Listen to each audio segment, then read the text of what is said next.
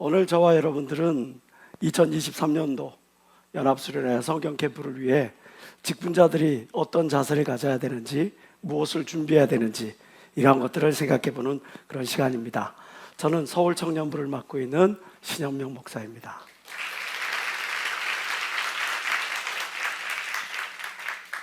오늘의 주제는 소그룹 리더에게 요구되는 4가지 역할은 무엇인가 하는 것들이죠.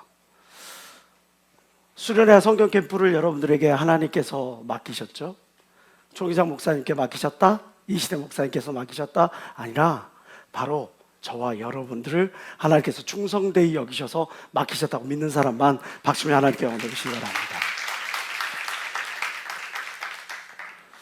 각자가 맡겨진 영혼들의 숫자가 다를 뿐인지 우리가 해야 될 일은 매우 중요하죠. 그러면 그 일을 제대로 감당하기 위해서 우리는 어떤 마음의 준비를 해야 하느냐. 여러분들에게 영상을 먼저 하나 보여드리고 그리고 강의를 하려고 해요. 영상에는 2명의 인물이 나옵니다. 2사람들은 모두 축구선수고요. 한 사람은 수비수, 한 사람은 공격수입니다. 근데 그들이 경기에 임하는 모습들이 너무나 대별되거든요. 한번 보시겠어요?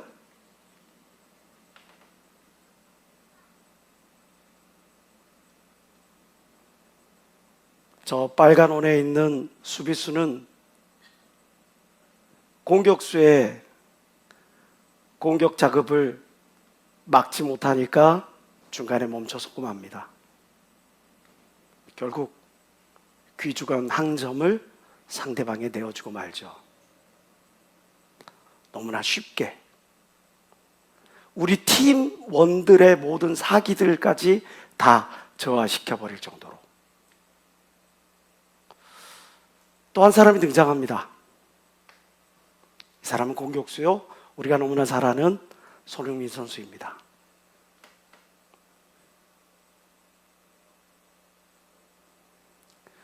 그는 공격수였지만 상대방 공격 진영에서 공격 작업을 벌리다가 공을 빼앗기는 순간에 그냥 거기서 머물러 있지 아니하고 끝까지 전력 질주해서 골키퍼도 없는 우리의 골문을 지키고 있는 그런 모습이에요.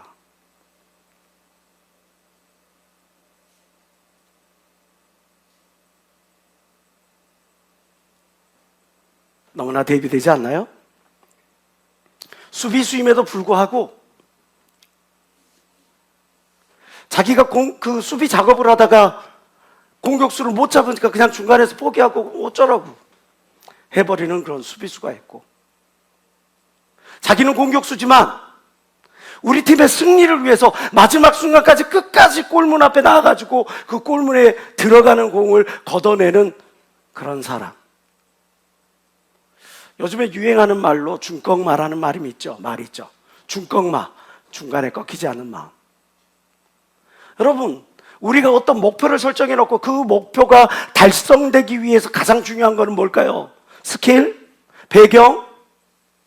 아니면 그가 갖고 있는 어떤 달란트? 아니요. 그보다 더 중요한 것이 있는데 그것을 성경은 의지라고 이야기를 합니다. 너는 과연 적당히 안주하고자 하는 그런 퇴구심을 소유했느냐?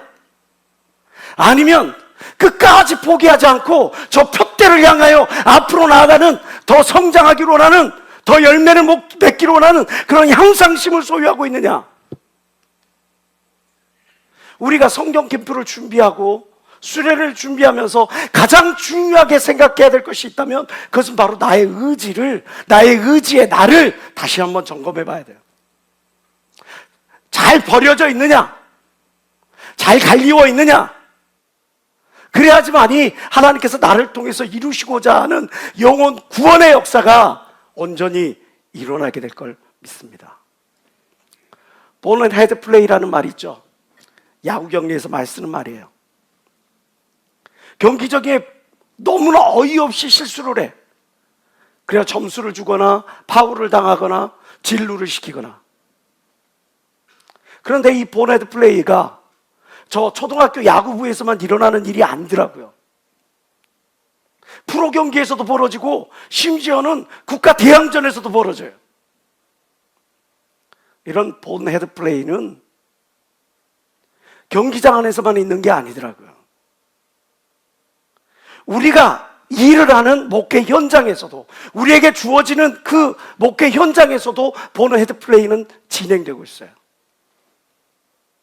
그래서 너무나 쉽게 우리에게 맡겨진 양들을 빼앗기고, 그 양들이 방황하고 범민하고 하나님의 품으로부터 멀어지는데도 불구하고 아무런 제스처를 취하지 않아, 아무런 역할을 감당하지 않아, 아무런 미련을 두지 않아, 그저 하나님, 내가 교사니까, 나 직분자니까, 그렇게 하루를, 한 주를, 1년을 그냥 흘려버리는 경우도 있어요.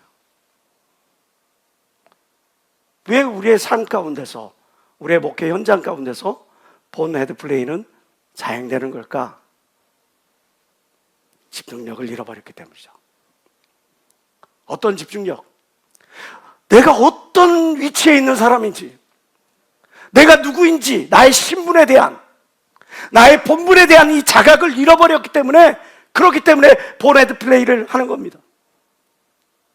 하나님의 사람인데도 불구하고 쉽게 범죄하고, 죄 앞에 쉽게 타협하고, 나에게 맡겨진 일들에 대해서 쉽게 잊어버리고, 먹고 마시고 즐기고 누리는 일에만 신경 쓰는 것, 집중력을 잃어버렸기 때문입니다. 여러분들은 기억하셔야 돼요. 지금 나에게 맡겨진 팀, 나에게 맡겨진 반, 나에게 맡겨진 이 직분은 하나님이 나에게 직접 위임하셨던 그거를 여러분들은 기억하셔야 돼요.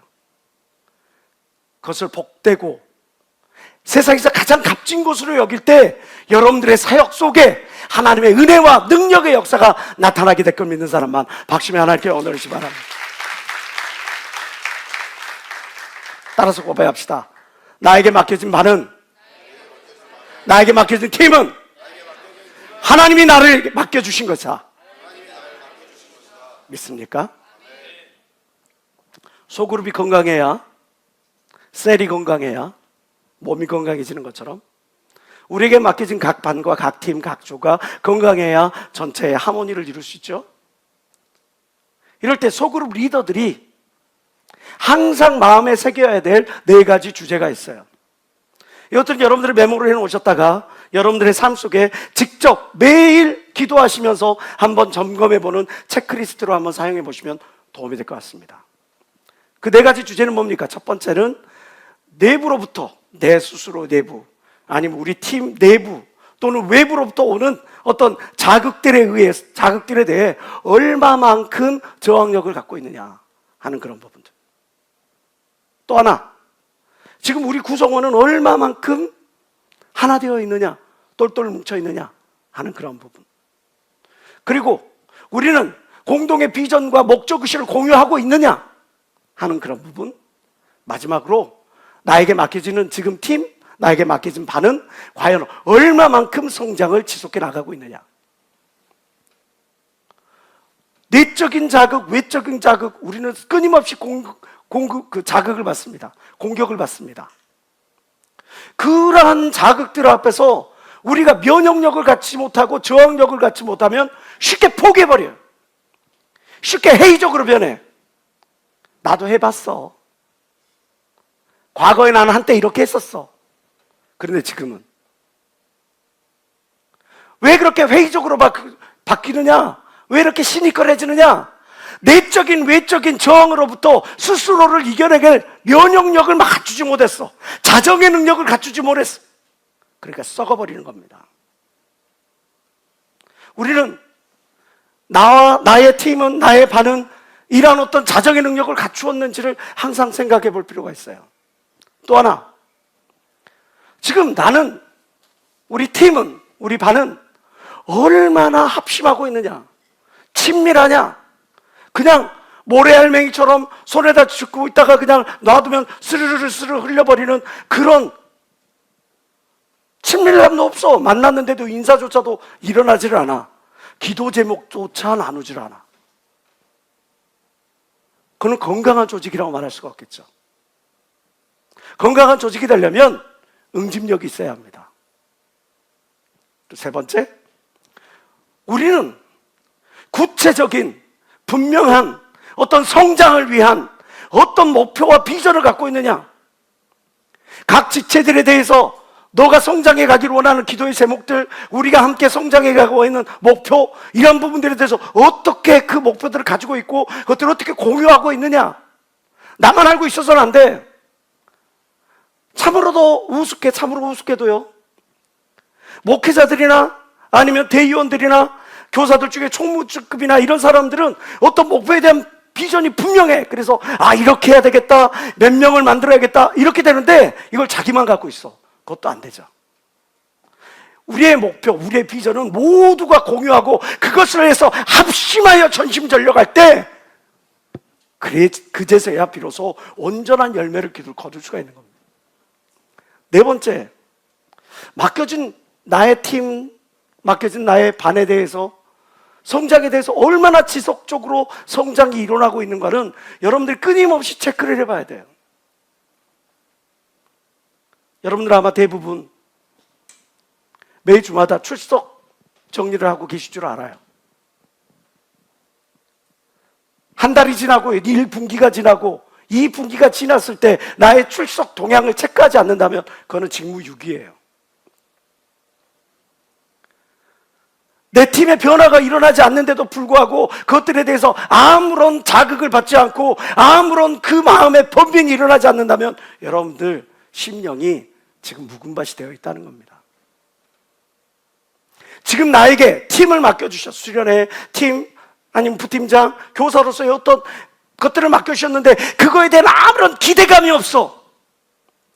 내가 이것들을 통해서 내가 어떤 하나님의 영광을 들어볼까?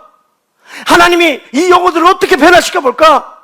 나에게 맡겨준 영혼이 이런 영혼이 있는데 이 영혼이 예배를 이렇게 드리는데 수련회를 갔다 온 다음에 성령 캠프를 갔다 온 다음에 어떤 변화가 있어야 되겠는지 그 부분에 대해서 내가 하나님께 구체적인 청사진을 가지고 있지 못한다면 여러분들 지금 이 시간을 통해서 그 청사진을 다시 한번 구체화시킬 필요가 있어요.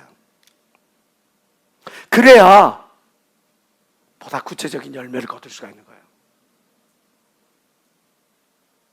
자, 오늘 이러한 제목들을 가지고 소그룹 리더들은, 그리고 소그룹 리더에게 요구되는 이 네 가지 역할은 과연 무엇인가? 아까 주어졌던 네 가지 질문들을 가지고 소그룹 리더는 이런 역할을 감당해야겠구나 하는 것들을 한번 되새겨 봤으면 좋겠어요. 첫 번째가, 전체를 한번 못 보면 농고다산, 따라서 해봅시다. 농고다산.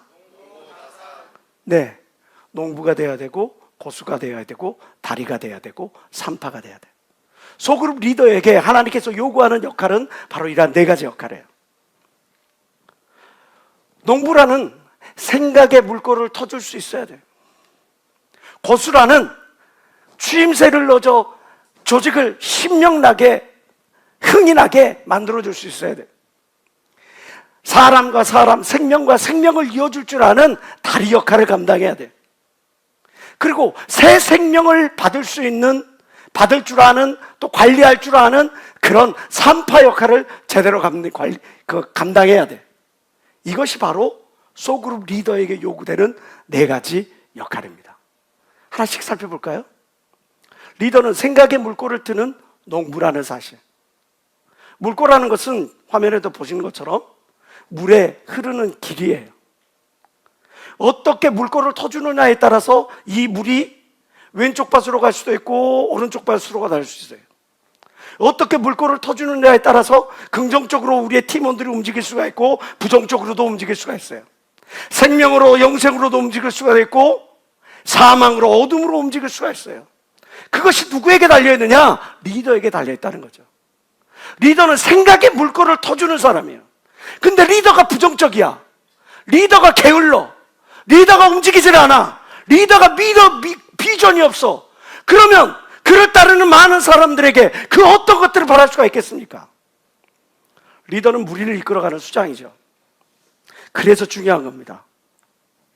자기에게 맡겨진 영혼들을 옳은 방향으로 이끌어갈 준비가 돼 있어야 돼요. 중요한 것은 그 사람의 선택, 그 사람의 생각, 그 사람의 가치, 그 사람의 생각의 크기가 그가 이끌어가는 그 조직원들의 생각의 크기 또는 잠재력, 이 모든 것들을 좌우한다는 사실이에요. 그래서 중요한 게 뭐냐? 리더의 시각이 중요합니다. 리더가 어떤 시각을 가지고 살아가느냐, 어떤 것을 가장 소중한 가치, 우선순위로 여기고 살아가느냐. 여기에 보면 빙산이 있죠.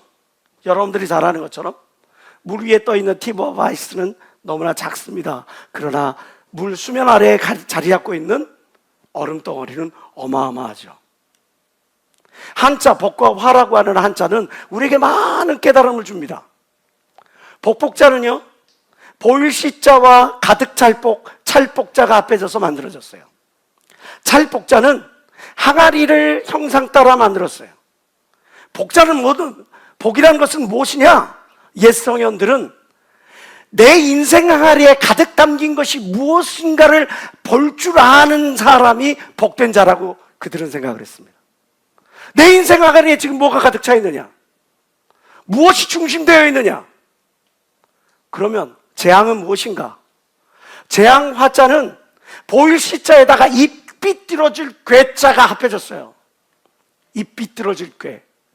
왜 입이 삐뚤어졌는지 아세요? 화가 나는 거예요. 나에게는 없는데 저한테는 있어. 저한테 있는 게 나한테는 없어. 내가 갖고 싶은 것이 나에게는 없어. 내가 누리고 싶은 것이 나에게는 없어. 내가 이루고 싶은 것은 나에게는 너무나 어렵게 이루어져. 근데 저 사람은 너무나 쉽게, 너무나 당연한 듯이 모든 것을 이루어가. 그것들을 바라보면서 입이 삐뚤어져 있어. 그게 바로 재앙이라는 거예요. 루터는 이렇게 이야기를 하죠. 선한 사람은 있는 것을 생각하여 감사할 줄 아는 사람, 믿음의 사람은 있는 것을 생각하여 감사할 줄 아는 사람. 반면에 악한 사람, 불신앙의 사람, 믿음이 없는 사람은 없는 것을 생각하고 불평한다고 이야기를 합니다. 자, 복과 화 다시 한번 생각해 봅시다. 지금 나는 팁 오브 아이스 위의 부분을 살펴보고 있는 건지, 아니면 나의 시각은 저 수면 아래에 잠자고 있는 무궁한 가능성, 하나님이 나에게 주시고자 하는 그 모든 가능성을 바라보고 있느냐? 나의 시각은 지금 어디를 바라보고 있느냐? 화면에 이육사 시인의 꽃이라는 시를 띄워드렸습니다. 동방은 하늘도 다 끝나고 비 한 방울 내리지 않는 그때에도 오히려 꽃은 빨갛게 피지 않는가? 그가 말하는 동방은 그의 조국,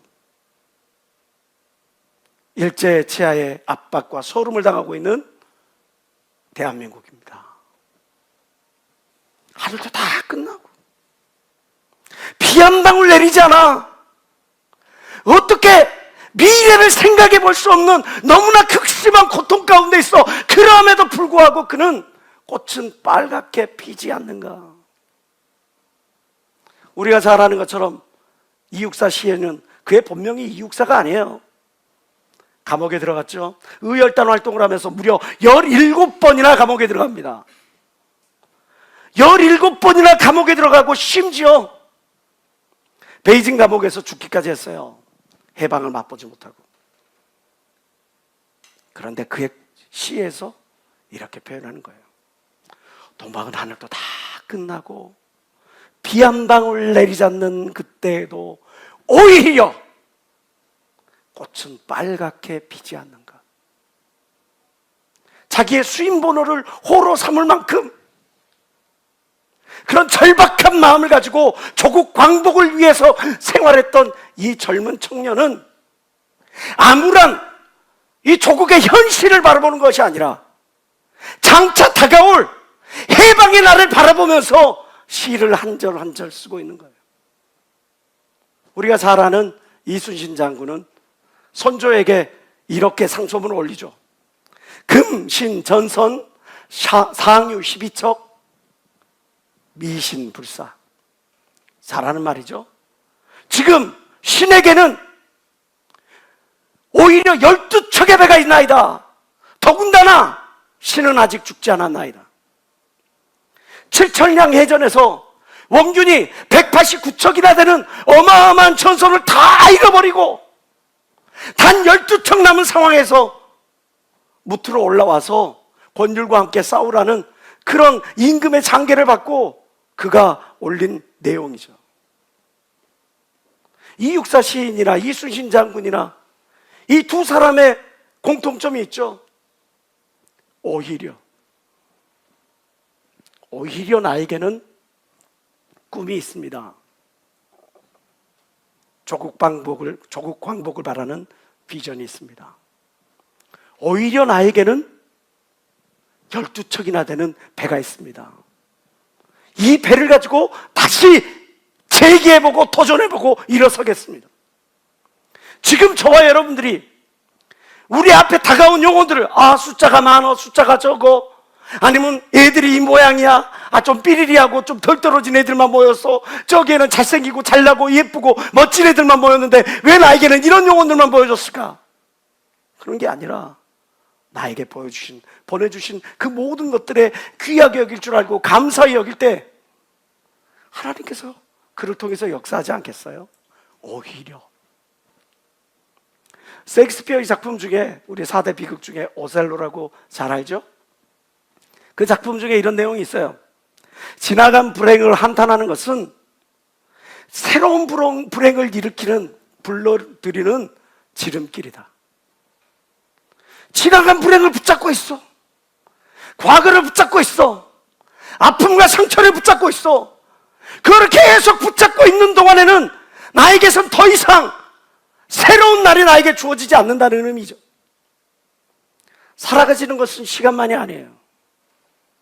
우리가 과거를 붙잡고 있고 아픔을 붙잡고 있고 고통과 상처를 붙잡고 있고 우리의 팀원이 아픔을 붙잡고 있고 고통을 붙잡고 있고 상처를 붙잡고 있을 때 그들에게서 지나가는 것은 시간만이 아니에요. 기회도 잊어버리고 사람도 잊어버리는 거예요. 나에게 주어진 모든 것조차 그것이 소중함을 모르고 다 잊어버리는 거예요.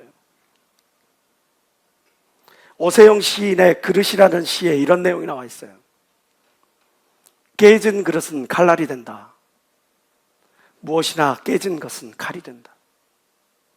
내가 과거에 붙잡혀 있어서, 아픔과 상처에 붙잡혀 있어서 내 마음이 갈갈이 짜개지고 쪼개지고 그것 때문에 날카로워져 있으면 나의 심령을 바라는 사람들은 그 아픔과 상처를 공유할 수밖에 없어. 나의 회의적인 시각이 공유되고 나의 고통이 공유되고 나의 모든 것들이 공유돼. 상처난 요리사가 다른 음식을 대하는 모든 사람들을 상처나게 만드는 겁니다.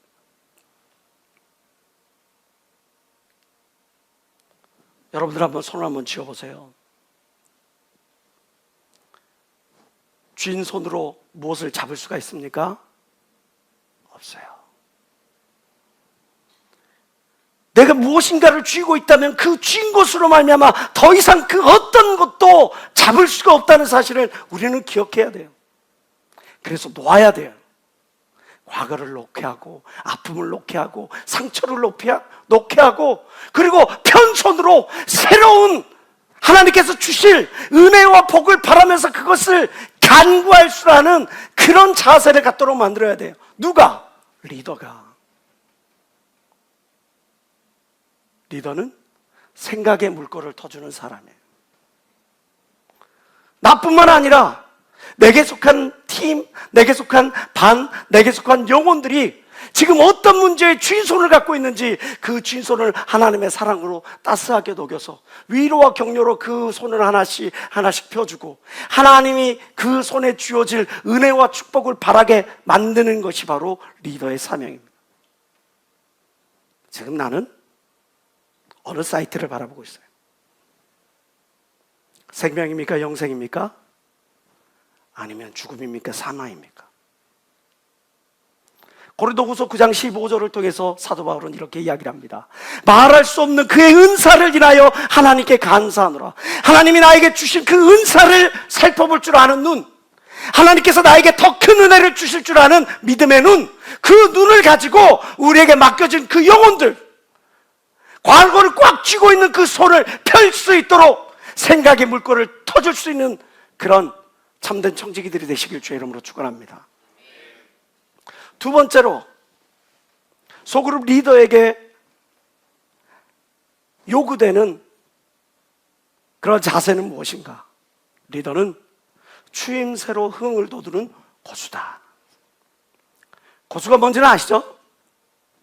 우리가 판소리를 하다 보면 이렇게 창을 하는 소리꾼과 그 옆에서 앉아가지고 북을 두드리는 고수가 있어요. 우리나라에 전래 내려오는 판소리는 그 12개가 있는데 12마당 중에 7개 마당은 유실되어 버리고 5개 마당만 남아있어요. 수군과 적벽과 흥보가, 그리고 춘향과 심청가. 짧게는 3시간에서 길게는 8시간 동안 이 소리꾼은 그 자리에 서서 계속 창을 해야 돼요. 얼마나 힘들겠어요. 8시간을 계속 창을 해야 돼요. 얼마나 집중력이 필요하고 얼마나 그 관객들과 호흡이 필요하겠어요. 그래서 고수가 옆에서 쿵떡 해주면 얼쑤 얼쑤 그렇나? 아이고 물이나 한 잔 자식에, 여러분들은 맞다고 생각하면 박수를 치시오 하면서 관객들에게 호응도 불러일으키고 소리꾼에게 잠시 쉴 수 있는 시간도 만들어주고, 이렇게 모든 것들을 오케스트라의 이 지휘자처럼 조율하는 마에스트로의 역할을 하는 게 바로 이 고수의 역할이에요. 그래서 일고수 이명창이라는 말이 나왔죠. 판소리에서 고수가 더 중요하다는 말이에요.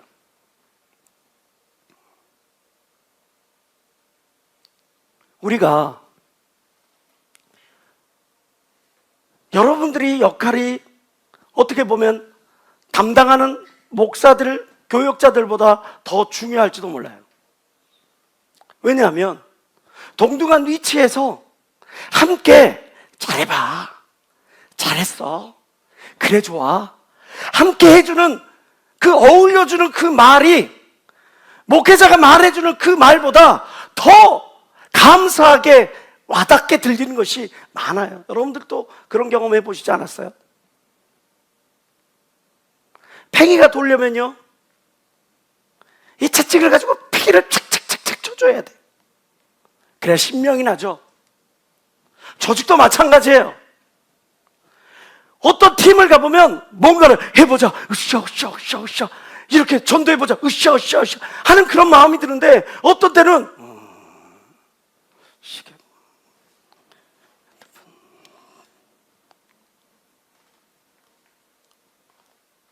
왜 그럴까요?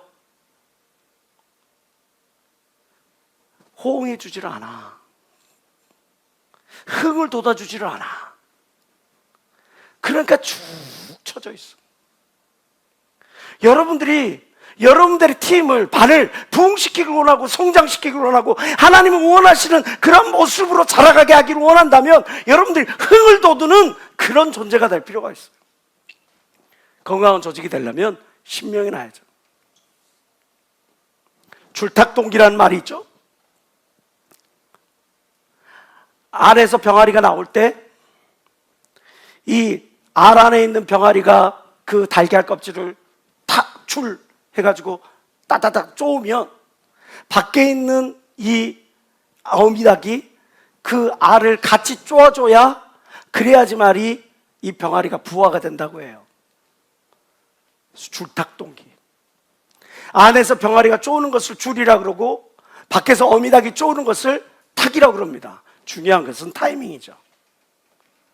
안에서 병아리가 줄줄줄줄줄줄줄줄줄 날 좀 내버려 주세요, 날 좀 도와주세요, 날 좀 어떻게 좀 일으켜 주세요, 내가 하나님 좀 만나고 싶어요, 내가 죽게 되었어요, 내가 하나님의 능력을 더 체험하기로 원해요, 능력 있게 하나님의 사람 되기로 원해요. 계속 줄기차게 줄줄줄줄줄 하고 있는데 어미닭에 관심이 없어.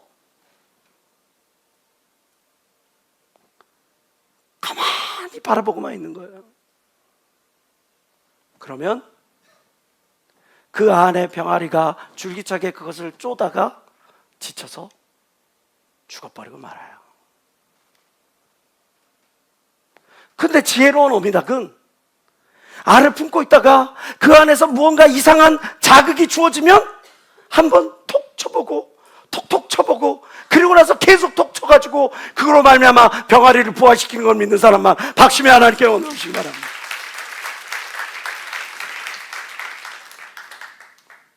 실력 있는 소그룹 리더도 마찬가지예요. 영혼들에게 관심을 가져야죠.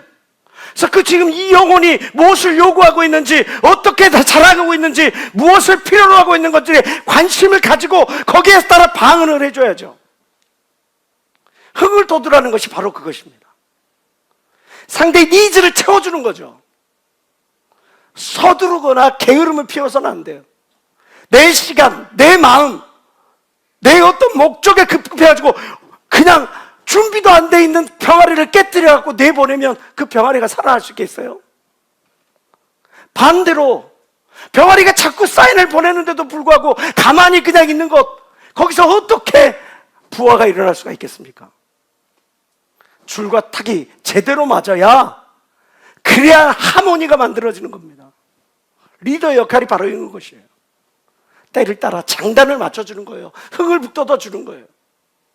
오늘날 많은 사람들이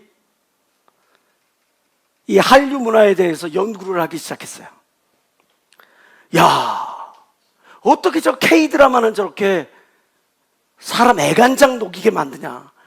딱 궁금할 때 딱 끊어. 미치게 만드는 거죠. 그 다음 거를 보게. 어떻게 K-무비는 저러느냐. K-팝은, K-푸드는, 한류라는 것이 도대체 어떻게 이렇게 이 전 세계의 영향력을 이렇게 높여가느냐. 연구를 해서 그 사람들이 이 한류 문화에 영향을 미친 가장 중요한 배경이 되는 세 가지를 꼽았어요. 그것을 3E라고 표현을 합니다. 3E. 엔터테인먼트, 에듀케이션, 에너지가 바로 그것이에요. 우리가 잘 아는 엔터테인먼트, 더 이상 설명할 필요가 없죠. 이 그림 하나에 다 나오고 있으니까요. 또 하나 에듀케이션. 한국에서 고등학교 졸업하는 이 졸업생 숫자가 그 나이 또래 전체 98%라고 하죠. 전 세계에 이런 졸업률이 없어요. 고등학교 졸업률뿐만이 아니라 대학교 졸업률마저도 거의 90%를 넘어가.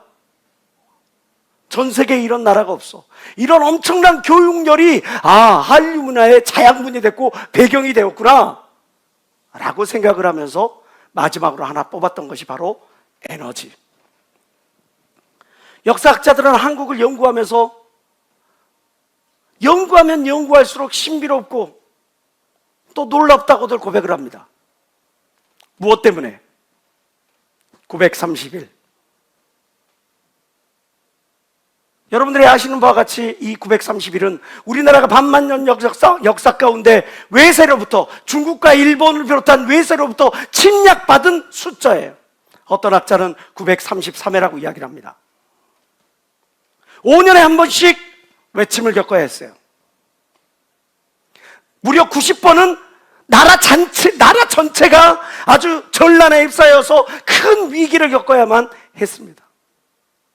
이런 엄청난 위기와 위기가 계속 반복되었는데 왜 한국인들의 DNA에는 피해주의, 패배주의, 안정주의라는 것을 찾아볼 수가 없는가? 과거에 한국을 이야기할 때 한해 민족 막 그렇게 이야기를 했잖아요. 그래서 외국인들이 볼 때 처음에 우리나라 사람들 보면은 뭐 판소들 막 이렇게 하고 말이죠. 영화도 좀 우울한 영화들만 나오고 말이죠.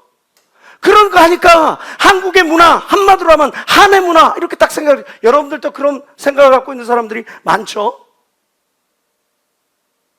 사실은 일본인들이 뿌려놓은 교육의 잔재거든요. 한국인요, 한해 문화가 아니에요. 한국인들의 장래 문화를 살펴보세요. 잔치를 벌이잖아요. 밤새 내내 윷놀이도 하고 화투도 치고 그렇게 하면서 온 동네 잔치를 벌이잖아요. 한국의 문화는 한의 문화가 아니에요. 이렇게 수없이 많은 외침이 있었고 자극이 있었고 어려움이 있었지만 이것들을 깨뜨려버리는 어떤 문화, 흥의 문화가 있었어요. 이 흥이 한이라고 하는 프레임을 깨뜨려버린 결과 패배주의에 젖을 수가 있고 피해의식에 젖을 수가 있고 안전지향적으로 나아갈 수 있는 이 DNA를 깨버리고 잘 살아보세, 해보자, 하면 된다, 할 수 있다, 이런 세계로 자꾸 몰아가는 거예요. 이게 전 세계를 이끌어가는 뉴 리더로서의 한국이라는 존재를 만들었다고. 문화가 중요하다라고 하는 책에서 사무엘 헌팅턴은 의문을 제시합니다. 1950년대 똑같은 경제 기반을 가지고 있고 똑같은 소득 수준을 갖고 있고 똑같이 어려운 그런 두 나라가 불과 30년, 40년이 지났는데 완전히 바뀌어 있어. 한 나라는 글로벌 리더로 돼 있고 한 나라는 그저 그런 그 모습 그대로의 모습으로 나눠 있어. 무엇 때문에? 문화 때문에. 에너지. 이 에너지가 잠자는 한국을 깨워 일으킨 겁니다. 패배주의라는 이 DNA를 깨트려버린 겁니다. 피해의식이라는 이것들을 깨뜨려버리는 거예요. 우리 안에는 하나님이 우리에게 애초부터 심어놓은 할 수 있다는 은혜의 메시지, 은혜의 자양분이 우리 안에 다 있는 걸 믿는 사람만 박수며 하나님께 원을 주시기 바랍니다. 여러분들이 지금 해야 될 것은 뭐냐? 여러분들의 팀에 돌아가서 그들을 깨워 일으키는 거예요. 넌 할 수 있다고 말이죠. 너에게 하나님이 기회를 주셨다고 말이죠. 성경에 잠언 27장 21절은 이렇게 이야기를 합니다. 도가니로 은을, 풀무로 금을, 칭찬으로 사람을 시련하느니라. 근데 중요한 게 있어요. 히브리어 원문에 보면 시련하느니라는 말이 없어요. 원문은 이렇게 기록되어 있습니다. 도가니로 은을, 풀무로 금을, 칭찬으로 점점점. 이것을 의미하는 것이 뭘까요? 성경은 무엇을, 하나님은 우리에게 무엇을 이야기해 주고 싶으신 걸까요? 도가니로 은의 모든 부패한 것들, 불순물들을 다 걸러내고 그를 더욱더 가치 있게 만들고, 풀무로 금의 모든 불순물을 다 정제시키고 그를 더욱 가치 있게 만드는 것처럼 칭찬이야말로 사람의 모든 불순물을 다 없이 하고 거듭나 새롭게 만들고 가치 있게 만든다는 그런 의미인 거죠. 도가니가 은혜의 가치를 높입니다. 풀무가 금의 가치를 높입니다. 칭찬이 사람의 가치를 높이는 거예요. 우리는 때때로 그런 생각을 하죠. 아, 이 사람의 부족한 점, 이 사람의 나쁜 점, 아, 이거를 내가 좀 집어주면 좋겠다. 이거를 내가 이렇게 하면 이 사람이 더 빨리 성장할 수 있을 거라고 그렇게 생각을 합니다. 그런데 정작 그 사람에게 있어서 부족한 점을 지적해 주는 것보다 그 사람이 얼마나 가치 있는지, 그 사람이 갖고 있는 가능성이 무엇인지, 그 사람이 그 사람의 내재 가운데 있는 그 10년 가운데 내재해 있는 그 가능성이 어떤 것인지 그것들에 대해서 이야기를 해주는 것이 더욱더 효과적이라는 거죠. 그의 자존감을 세우는 자양분이 된다는 사실이에요. 머리 좋고 배경 좋고 어떤 항벌이 좋고 그 어떤 것들이 좋아서 그 사람이 성장하는 것이 아니라는 사실을 우리는 잘 압니다. 건강한 자존감을 위해서 그 무엇보다도 중요한 것은 외부로부터 내부로부터 이 저항감을 길러 일으킬 수 있는 것은 그것은 바로 칭찬이에요. 여러분들이 팀원을 만나든 여러분들이 영혼을 만나든 끊임없이 긍정적인 자극을 해주세요. 우리가 읽었던 책 중에 칭찬은 고래도 춤추게 한다는 책도 있잖아요. 끊임없이 자극을 해주세요. 끊임없이 신명나게 해주세요. 끊임없이 흥을 돋궈주세요. 그러면 여러분들의 팀이, 여러분들이 맡고 있는 영혼들이 변화를 일으킬 겁니다. 또 하나 리더는 사람과 사람을 연결하는 생명의 달이라는 사실을 우리는 기억해야 합니다. 21세기 한국 사회의 가장 큰 문제점이 무엇인가 연구를 했어요. 연구 결과가 소통의 부재, 그리고 소통의 부재로 말미암는 갈등 지수의 증폭이 그것입니다. 우리나라가 1년에 사회적 갈등 지수를 해결하기 위해서 갈등 비용으로 소요되고 있는 재정이 얼마 정도나 될 것 같으세요? 오명철 씨, 얼마 정도나 될 것 같아요? 10억. 네. 지역과 지역 간의 갈등,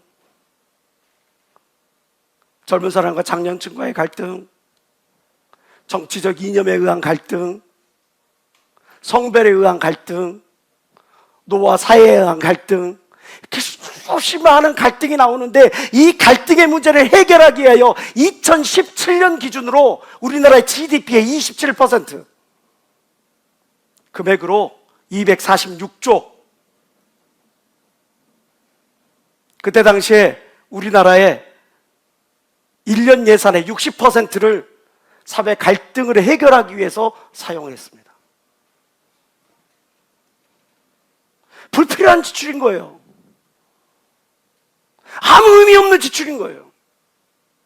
왜 이런 문제가 발생했느냐? 소통의 단절 때문에. 역사학자들은 이렇게 이야기를 합니다. 성을 쌓으면 망하고 길을 닦으면 응한다. 들어보셨죠? 네, 안 들어보신 분도 있네요. 성을 쌓으면 망하고 길을 닦으면 응한다.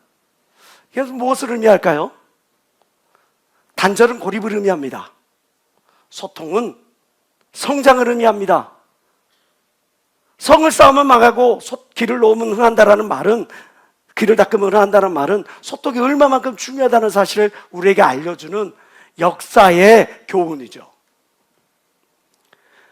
우리가 건강한 소그룹이 되고 우리의 그룹이 계속 성장해 나아가기 위하여 가장 중요한 요건 중에 하나가 뭐냐? 싱싱한 정보, 건강한 정보가 계속 왔다 갔다 해야 된다는 거예요. 피가 막히고 산소가 막히는데 사람이 살 수 있습니까? 그런 것처럼 조직도 건강해지려면, 조직도 더 성장해 가려면 소통이 이루어져야 돼. 사람 사이의 관계에도 소통이 이루어져야 돼. 참 희한한 게요, 중간 리더들이 자기만 알고 있고 위에는 이야기를 해주지 않아.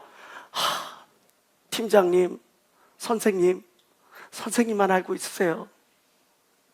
자기만 알고 있어. 이 사람은 죽어가. 위에다 말 안 해주지 않으니까 위에는 그게 어떻게 진행되는지 전혀 몰라. 그런 경우도 있죠. 또 좌우에서 소통이 이루어지지 않아. 한 사람은 너무 일이 너무 많아가지고 주어진 게 너무 많아서 피로골절이 일어났어. 피로골절이 뭔지 아시죠? 길을 걸어가고 있는데 갑자기 발에서 떡 소리가 나. 오? 봤더니 발가락 뼈가 부러져 있네. 왜? 계속 자극 이 무게 하중을 계속 받다 보니까 이게 뼈가 견디지 못하고 그냥 떡 부러지는 거예요. 피로골절. 조직에도 피로골절이 있습니다. 계속 부담감이 와. 내가 지금 견딜 수 없어. 내가 이거를 감당하기 힘든 그런 상황이야. 그러면 주변에 있는 사람이 지금 이 사람이 이게 있으니 같이 그것을 합심해서 들어줄 생각을 해주고, 그 짐을 담당 교육자나 다른 사람들이 합심해서 그 짐을 들어줄 수 있도록 그렇게 해주면 좋은데, 뒤져분갑다, 힘든갑다, 그걸 넘겨버리는 거예요. 왜? 내 문제가 아니니까. 관심이 없는 거죠. 그렇게 되고 어떻게 돼요? 열심히 일하던 어느 사람이 어느 순간부터 교회에서 보이질 않아. 그렇게 충성되던 어떤 사람들이 갑자기 어느 순간 병든 닭처럼, 음지에 있는 병아리처럼 오들오들 떨고 있어. 소통이 이루어져야죠.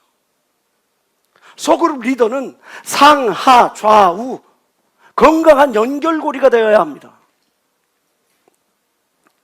여러 세포들이 있죠. 적혈구와 백혈구는 사람에게 있어서 꼭 필요한, 그래서 산소를 공급하고 영양분을 공급하고 너무나 중요한 일을 합니다.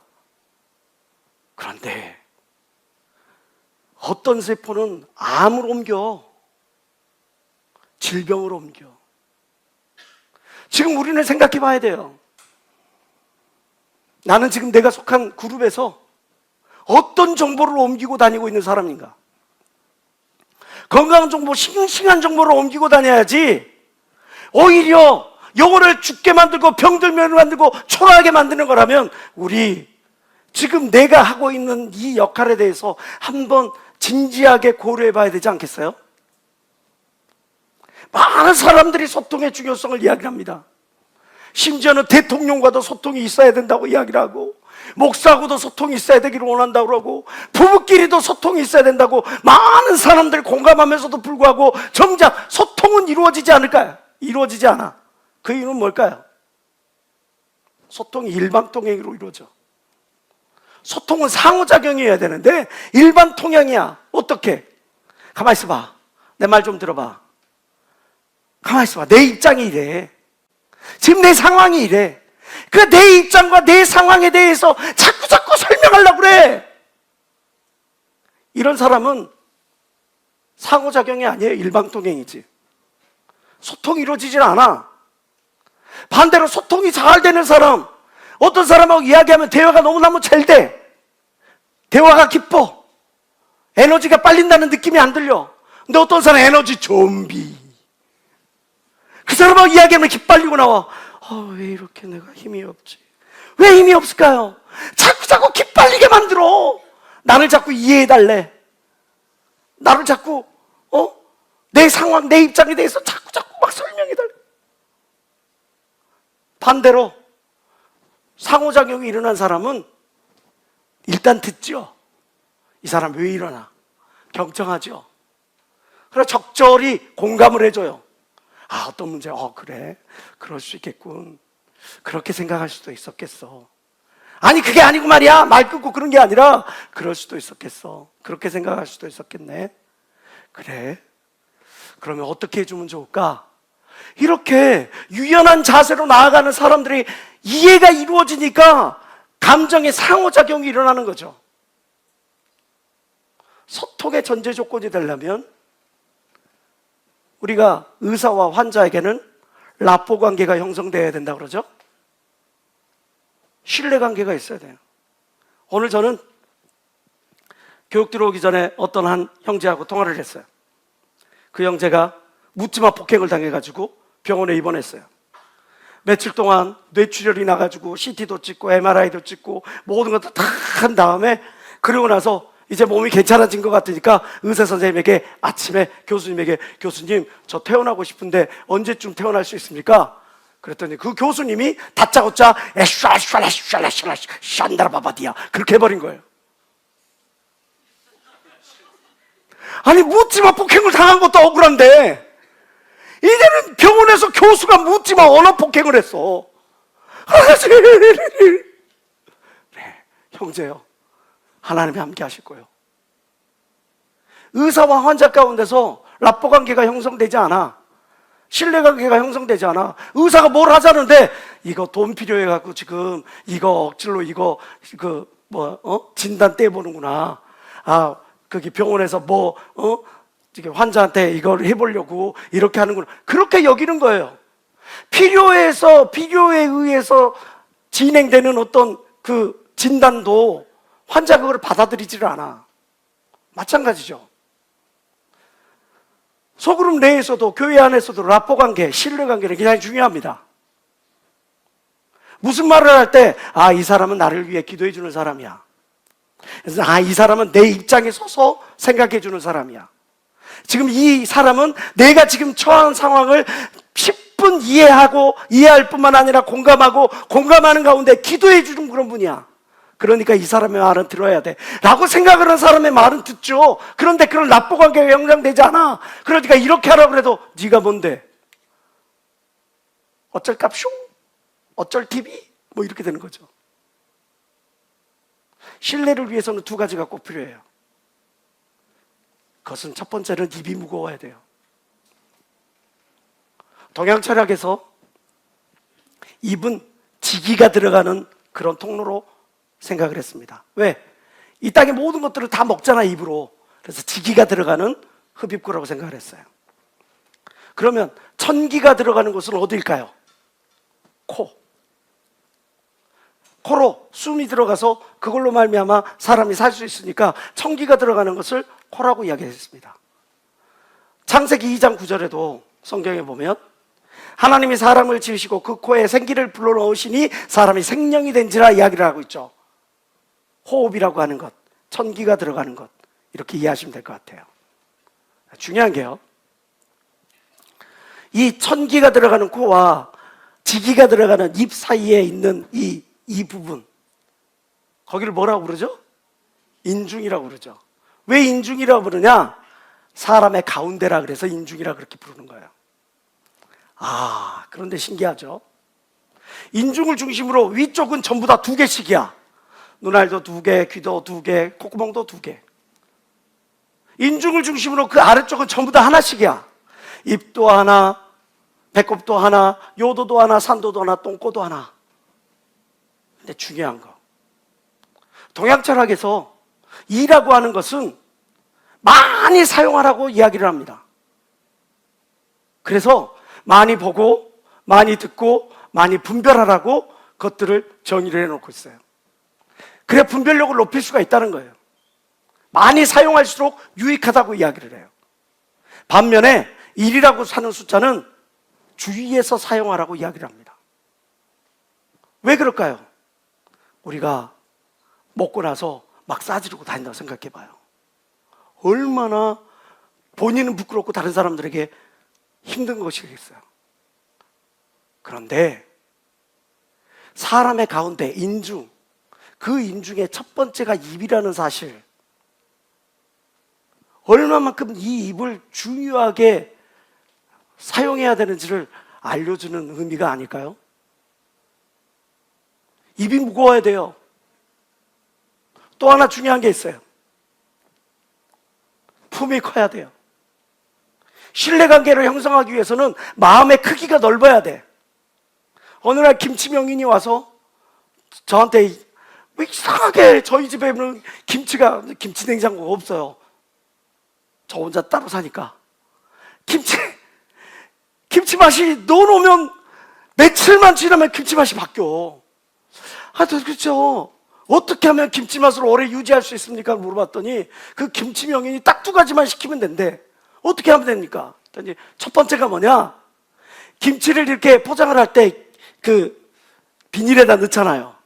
넣어놓고 팍 흔들어가지고 공기가 들어갈 새가 없이 꽉 졸라매래. 그리고 큰 통에다 그 김치를 넣으래. 그리고요, 끝. 에?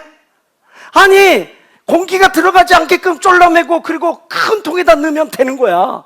너무 단순해. 왜 그런가 봤더니 공기가 접촉하면 김치 맛이 변한다네요. 그리고 또 하나, 이 김치통이 너무 그냥 꽉 차 있으면, 김치로 꽉 차 있으면 거기서 안에서 보글보글 끓어오르는데 그것들을 감자문제 그 가스 때문에 김치 맛이 상해버린다는 거예요. 저는 그 이야기를 듣고 하나님의 은혜를 깨닫게 되었습니다. 하나님의 사람들도 마찬가지예요. 받은 은혜 외에 내 어떤 다른 감정, 어떤 내가 받았던 어떤 스트레스, 이것을 가지고 영혼들한테 나아가. 그 영혼 100% 실족시키는 거예요. 내가 분노 가운데 있을 때, 시험 가운데 있을 때, 내가 마음이 불편할 때 영혼 만나면 안 돼. 기도를 충분히 하고 그 모든 것들을 덜어내고 난 다음에 만나야지. 내가 그 감정을 갖고 있는 다음에 영혼을 만나게 되면 그 영혼한테 그 감정이 묻어가. 그래서 그 영혼의 맛이 바뀌는 거예요. 또 내 영혼의 그릇이 커야 돼. 품이 커야 돼. 그래 그 영혼을 온전한 대로 이끌 수 있어요. 공동체를 위협하는 여러 요소들이 있죠. 이기심, 열등감, 개인주의, 공로주의. 내가 이것을 했어 말이지. 내가 이걸 했는데 왜 너는 이것밖에 못하나 말이지. 내 것만 생각하고, 나 여기 바빠서요, 나 이거를 해야 돼서요. 이런 요소들만 있는 게 아니라 근본적으로 내 자신에게 있어서 어떤 중요한 것들이 결여되어 있다는 것을 우리는 기억해야 돼요. 그게 뭐냐? 여유라고 하는 거예요.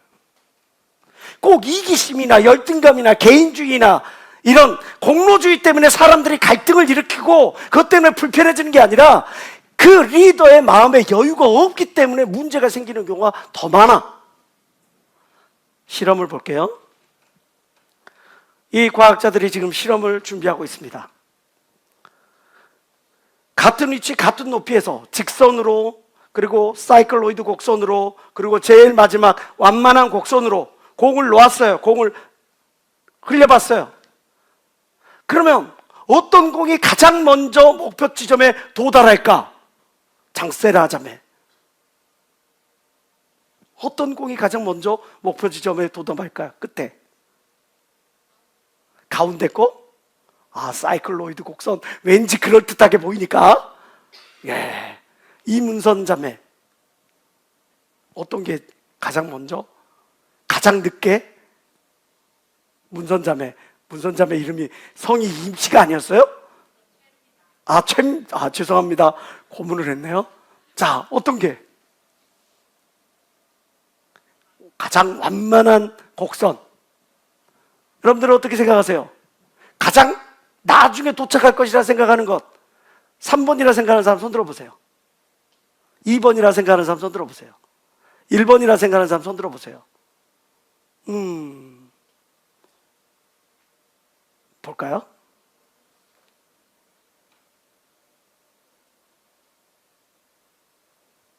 신기하죠?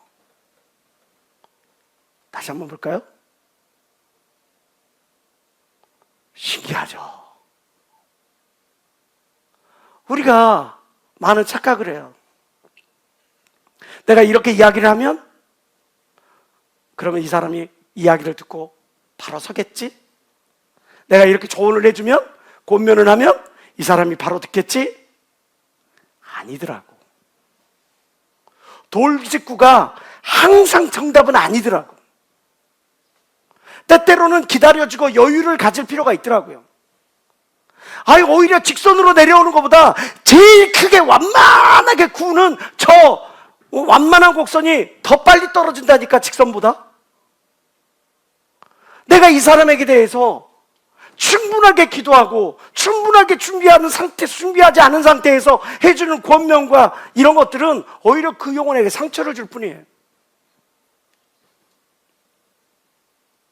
여유가 중요한 겁니다.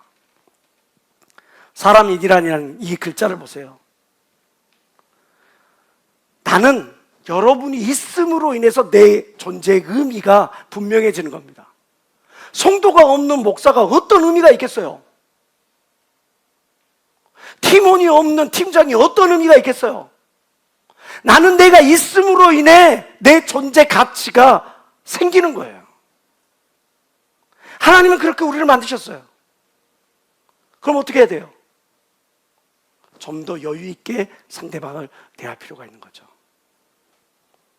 우리는 지금 소통의 아이콘인지 단절의 아이콘인지 우리 스스로를 한번 생각해 볼 필요가 있습니다. 마지막으로, 리더는 아이를 받는 산파 역할을 하는 거예요. 리더에게 요구되는 마지막 어떤 자세, 모습이라고 하는 것은 산파의 모습입니다. 소그룹은 항상 새 생명이 넘쳐야죠.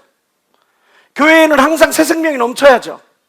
전도에서 와야 되고, 상처 입은 영혼들이 와야 되고, 방황하는 영혼들이 와야 되고, 죽어가는 영혼들이 와서 하나님의 은혜를 공부받고 새 은혜를 말미암아 새롭게 되어지는 곳이 바로 교회가 되어야죠.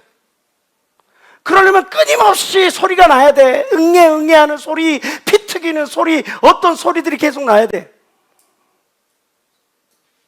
우리 팀은 항상 조용해, 젠틀해.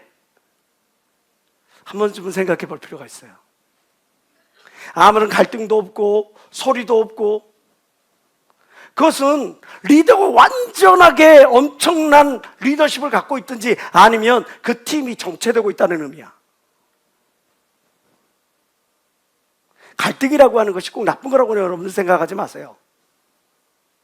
해겔이 이야기하죠. 정반합. 정이 있고 반이 있고 서로 간에 치열한 갈등을 통해서 그리고 나서 끊임없이 성장하는 것이 인류의 문화입니다. 그냥 가만히 정체되어 있으면 아무런 액션이나 에너지가 나오질 않아요. 끊임없이 새 생명이 나오고 그 생명을 돌보기 위해서, 그 생명을 어떻게 케어하기 위해서 막 몸부림칠 때 여러 가지 소리가 나오는 것은 당연할 수밖에 없어요. 그러나 여기서 중요한 거, 영혼을 대할 때 내용 입장, 내 눈높이에서 대하면 안 된다는 거죠. 알아서 하겠지, 이쯤이면 되겠지, 이런 생각도 안 된다는 거죠. 하나하나 세세하게 살필 필요가 있습니다. 마가복음 10장 45절 우리 다 같이 한번 읽어볼까요? 시작. 인자가 온 것은 섬김을 받으려 함이 아니요 도둑여 섬기려 하고 자기 목숨을 많은 사람의 대속물로 주려 함이니라. 예수께서 이 땅에 오신 이유는 섬기려 하고 많은 영혼들을, 많은 사람들의 대속물이 되기 위하여 이 땅에 오셨다고 성경은 이야기해요. 새 생명을 받는 산파의 역할로서 우리는 섬김이라고 하는 주제를 다시 한번 깊이 있게 생각해 볼 필요가 있어요. 그림 보실까요? 보스는 뒤에서 앉아서 가! 라고 명령을 하는 사람이지만 리더는 나를 따라! 라고 그 앞에서 이끌어가는 그런 존재라는 사실. 그렇다면 섬김이라고 하는 것은 이 5가지를 갖춰야 돼요. 대가, 대상, 상황, 행동, 그리고 결과예요. 참된 섬김은 첫 번째로 대가와 보상을 바라지 않아요. 대가와 보상을 바라는 것은 섬김이 아니라 거래입니다. 내가 지금 이렇게 너를 섬겼으니 밥도 사주고 차비도 대주고 내가 이렇게 했으니 너가 나중에 나를 이렇게 해줘. 그건 거래죠. 사랑은 거래가 아니에요. 사랑은 아낌없이 베푸는 거죠. 성경 말씀은 이렇게 이야기합니다. 너는 구제할 때 오른손이 하는 것을 왼손이 모르게 하여 내 구제함을 은밀하게 하라. 은밀한 중에 보시는 너희 아버지께서 갚으시리라. 누가복음 17장 10절은 이렇게 말씀하고 있습니다. 우리는 무익한 종이다. 다만 우리가 해야 할 일을 했을 뿐입니다. 일을 해놓고 목사가 알아주기를 원하고 전도사가 알아주기를 원하고 초기장 목사님이 좀 이렇게 해주면 으쓱 둥가 그러고 나서 일을 하고 수고하고 물질도 신고 뭐를 했는데도 불구하고 아무런 언급도 없어. 그러면 참된 헌신이라고 말할 수가 없는 거죠. 두 번째, 참된 헌신은, 참된 섬김은 섬김의 대상을 가리지 않는다는 거죠. 아, 이 사람은 좀 똘똘하고 지혜롭고 뭐 있음직하고 나한테 어떻게 되면 내가 어떤 보상을 기대할 수 있을 만한 사람이니까, 아, 이 사람은 달마다 내 에너지를 쏟아야 되고 물질을 쏟아야 되고 그러니까 참된 섬김이 될 수 없는 거죠. 마태복음 5장 46절, 너희가 너희를 사랑하는 자를 사랑하면 무슨 상이 있으리요? 세리로 이같이 아니하느냐? 로마서 12장 10절 다 같이 시작. 형제를 사랑하여 서로 우애하고 존경하기를 서로 먼저. 우애하고 존경하기를 네가 먼저 해. 네가 하면 내가 할 게가 아니라 내가 먼저 하는 거죠. 나는 이제 너희를 위하여 받는 괴로움을 기뻐하고 그리스도의 남은 고난을 그의 몸된 교회를 위하여 내 육체에 채우는 것을 기뻐하노라 하는 그러한 자세가 참된 섬김의 자세.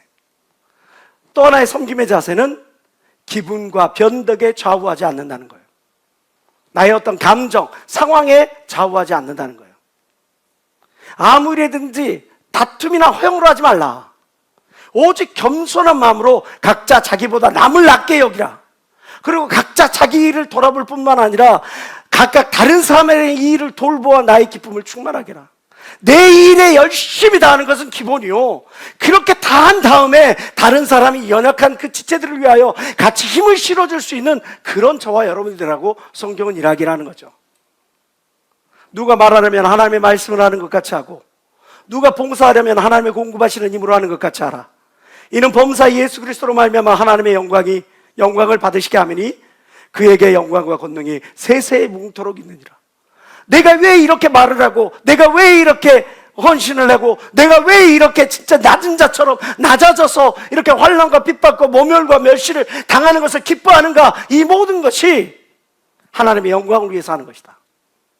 참된 섬김이 되려면 말없이 공동체를 세워야 합니다. 어떤 사람은 말로 일 다 해. 왕년에 자기는 교회를 몇 개를 다 세웠어. 지금은. 왕년에는 많은 사람을 전도했어. 지금은. 왕년에는 이렇게 하나님의 영광을 나타냈어. 그런데 지금은. 자녀들아, 우리가 말과 혀로만 사랑하지 말고 행함과 진실함으로 하자. 만일 형제가 자매가 헐벗고 일용할 양식이 없는데 너희 중에 누구든지 그에게 이르되 평안히 가라, 덥게 하라, 배부르게 하라 하며 그 몸에 쓸 것을 주지 아니하면 무슨 유익이 있으리요. 이와 같이 행함이 없는 믿음은 그 자체가 죽은 것이니라. 행함이 없는 믿음은 죽은 것이다. 마지막으로 참된 섬김은 드러난 결과에 낙심하지 않나요? 내가 열심히 다 했어. 충성을 다했어. 12조를 냈어. 정말 시간과 모든 것들을 아낌없이 하나님께 드렸어. 그런데 지금 현재 나의 손에, 그런데 지금 현재 나의 삶에, 그런데 다른 사람 다 받아 누리는 그 모든 기도의 응답을 나는 어찌하여 내 삶에 제대로 받아 누리지 못하는가? 그것 때문에 낙심하고 번민하지 말라는 거예요. 성경은 이야기합니다. 갈라디아서 6장 9절에 우리가 선을 내가되 낙심하지 말지니 우리가 피곤치 아니하면 때가 이름에 거두리라. 빌립보서 3장 14절 다 같이 시작. 뼈대를 향하여 그리스도 예수 안에서 하나님이 위에서 부르신 부름의 상을 위하여 쫓아가노라. 계시록 22장 12절 보라 내가 속히 오리니 내가 줄 상이 너에게 있어서 각 사람에게 그 행한 대로 갚아주리라. 지금 이 자리에 나와서 교육을 듣는 것도 하늘의 상인 줄 믿습니다. 우리가 현장에 나가서 그 영혼들을 챙겨가지고 그 현장에 하나님 이 영혼들을 주께로 인도해 싸우니 하늘의 신령한 은혜로 이 땅의 모든 것으로 은혜로 나의 삶에 채우시옵소서 할 때 하나님이 채우실 줄 믿습니다. 그 믿는 믿음을 통해 하나님께서 역사하시는 거예요. 공자는 논어의 자로편에서 이렇게 이야기를 하죠. 근자열 원자래라. 가까운 데 있는 사람을 기쁘게 하면 멀리 있는 사람이 찾아온다는 소리예요. 우리의 팀이, 우리의 어떤 셀이, 우리의 반이 부흥하기로 원한다면 뭐 다른 사람들한테 신경 쓸 필요가 없어. 다른 어떤 사람들에게 관심을 갖기보다 지금 나에게 맡겨진 일에 하나님이 나에게 맡겨진 최고의 선물, 하나님이 나에게 맡겨진 축복의 선물, 하나님이 나에게 주신 축복의 씨앗이라 생각하고 그 영혼들을 최선을 다하면 멀리에서 하나님이 영혼들을 보내주실 걸 믿는 여러분들이 되시길 바라요. 스노우볼 효과. 작은 눈덩이를 단단하게 굴리니까 굴리면 굴릴수록 큰 눈덩이가 되는 것처럼 나에게 주어진 그 영혼들에게 에너지를 쏟고 은혜를 쏟고 관심을 쏟고 그 생각의 물꼬를 틀어버리면 그러면 하나님이 그를 통해 더 큰 은혜를 주신다는 거죠. 소그룹 리더에게 요구되는 4가지 역할에 대해서 오늘 살펴보았습니다. 저와 여러분들은 그 영혼들의 생각의 물꼬를 틀어주는 그런 농부의 역할을 해야 될 거예요. 부정에서 긍정으로, 죽음에서 생명으로, 또 저와 여러분들은 추임새로 흥을 돋우는 그런 고수의 역할을 감당해야 될 줄 압니다. 에너지를 칭찬으로 사람을 더욱 빛나게 하느니라 말씀하셨으니까 그 영혼에게 끊임없이 아낌없이 칭찬을 가하는 거예요. 사람과 사람을 잇는 다리 역할을 하는 거예요. 건강한 정보, 싱싱한 정보, 하나님이 기뻐하시는 그런 정보들이 소통될 수 있도록 내가 신뢰받는 그런 존재가 돼야 돼요. 마지막으로 새 생명을 받아내는 산파의 역할을 감당할 수 있도록 참된 섬김의 역할을 감당하는 저와 여러분들 되시길 주의 이름으로 축원합니다. 말씀 한 절 보고 마치겠습니다. 계시록 3장 11절 다 같이 읽어봅시다. 시작.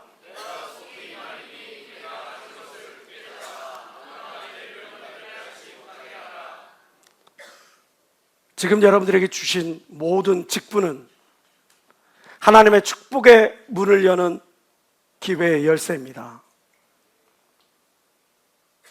누군가가 내 통장에서 1억을 빼앗아 갔다고 생각해 봅시다. 분노하지 않을 사람 있습니까? 누군가가 내 아파트 문서를 빼앗아 가고 내 차키를 빼앗아 가는데 분노하지 않을 사람 있습니까? 그런데 아파트, 차키, 통장에 있는 돈보다 더 귀한 하늘의 축복의 문을 여는 열쇠인데, 은혜의 문을 여는 열쇠 있는데 그것을 내가 악한 마귀에게 마음을 빼앗기는데도 불구하고 아무런 마음에 부담을 느끼지 않고 거리낌이 없다면 내 영혼이 잠들어 있는 것이기 때문에 그렇습니다. 깨어 있으십시오. 깨어 있으십시오. 이번 수련회와 성경 캠프를 통해 여러분들 증명하십시오. 여러분들이 하나님의 사람임을 증명하시고, 여러분이 하나님을 사랑하는 것을 증명하시고, 하나님이 여러분들의 삶에 더 귀한 것으로, 값진 것으로 채워주실 것을 믿는 그 믿음을 증명하시는 그런 시간 되시길 주의 이름으로 축원합니다. 기도하시겠습니다. 하나님 아버지 고맙고 감사합니다. 이번 수련회가 정말 하나님께 나의 믿음을 고백하고 증명하는 그런 복된 시간 되어질 수 있도록 수련회 성경 캠프의 모든 시간들마다, 준비하는 시간, 진행되는 시간들마다 함께 주시옵소서. 지금 우리 주 예수 그리스도의 은혜와 하나님의 크신 사랑과 성령님의 함께 하심이 오늘 교육을 통해 하나님께서 나에게 요구하시는 네 가지 역할이 무엇인지를 깨닫고 돌아가는 모든 주의 권속들 머리 위에 이제부터 영원토록 주 예수의 평강이 함께 있을지어다.